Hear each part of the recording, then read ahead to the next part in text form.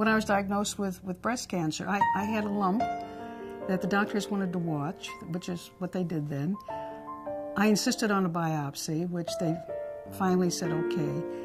And after the biopsy, they said yes, it was malignant. And I'm a medical writer, so I'm used to hearing medical subjects. My husband and I went in to talk to the surgeon, and I'm taking notes, and I'm writing down, like it's a good story. And all of a sudden it hits me, we're talking about me. I have breast cancer, and that's what threw me.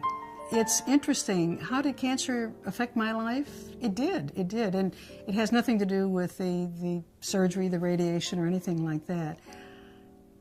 It set my priorities. It made me realize what was important in life. As I said, my youngest child was 10 when I had cancer, and he told me many years later how frightened he was when he saw me in the hospital and how weak I was. I knew I wanted to live to see these kids grow up. I love my husband very much. I've been married 50 years and more, and I wanted to be around for him as well. Until the breast center idea came up, I really had not thought of myself as a breast cancer survivor. I had breast cancer in 1981, and it was a very different time then. It was really something people didn't talk about. They still sort of whispered the word cancer. They didn't want to say it. I wanted to leave something of myself behind. I'm a writer. I've written a number of books, and the books are great, but I wanted to change people's lives. I wanted to feel that I had made a difference. I want to make the most of every day that I still have. And I think everyone I've talked to who's had cancer says the same thing. It has reset their priorities. That's not such a bad thing. This is important for women in the community. And it's a very emotional experience for most women.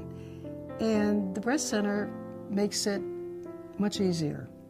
They understand your emotions. They understand your fears. They understand that you can't wait for a week to find out how the mammogram turned out.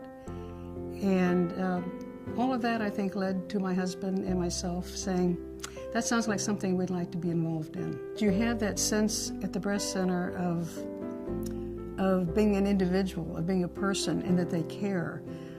You're not wrapped up in what I said, like a salami in a paper robe. You have a lovely robe. You don't have to wander from place to place to go for an MRI.